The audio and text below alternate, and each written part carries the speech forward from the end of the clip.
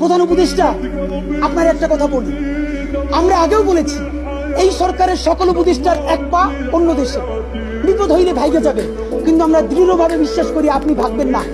এর প্রমাণ, আপনি যদি ভাগতেন পৃথিবীর কোন দেশ আপনারে রাখতে চায় না বলেন? তাহলে হাসিনার আমলেও 10 তলা বিল্ডিং পাইয়া আপনার আদালতে হাজিরা আপনি দিতে আসতেন না, আপনি তখনই বিদেশ থাকতে পারতেন।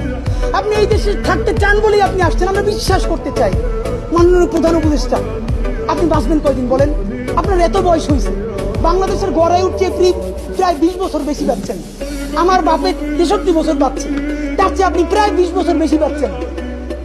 মাঝে মধ্যে মৃত্যু বেঁচে থাকার চেয়ে অধিক। মাননীয় প্রধান উপদেষ্টা, আপনি একটা গবেষণা করেন, বাংলাদেশে গত 50 বছরে কোন রাষ্ট্রপ্রধানের 30 মিনিট 40 মিনিটের বক্তৃতা, রিক্সা চালক, ভ্যান চালক, সবজি বিক্রেতা, বিশ্ববিদ্যালয়ের প্রফেসর, ছাত্র জনতা আধা ঘন্টা বসে তার বক্তৃতা শুনে নজির নাই। যেটা আপনারটা হয়েছে, এটা কিন্তু আপনার চেহারা দেখে না।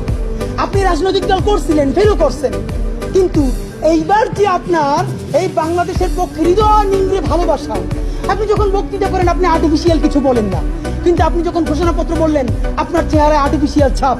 ইদানিং আপনি স্ক্রিপ্ট দেখে দেখে বক্তৃতা করেন, এগুলো আমরা চাই না। মাননীয় প্রধান উপদেষ্টা, আপনার অন্তরে যা আছে, আপনারা যে বাধ্য করে তার কথা বইলে দেন না। আপনারা কি করবে বলেন? আপনারা খুন করবেন? আপনি প্রায় 80 বছর বাঁচছেন, আর কয় বছরই বাঁচবেন?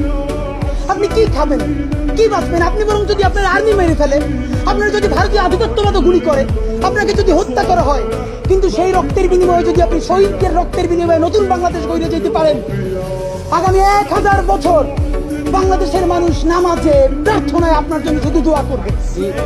বুড়ো মানুষটা থেকে শুরু করে শিশু আপনার বক্তৃতা শুনে মাননীয় উপদেষ্টা কতক্ষণ জানেন? যতক্ষণ আপনি জুলাইয়ের জবানে কথা বলেন। কিন্তু যেই রাজনৈতিক দলের কাছে কোন ধরনের সংস্কার ছাড়া আপনি নির্বাচনের কথা বলতেছেন,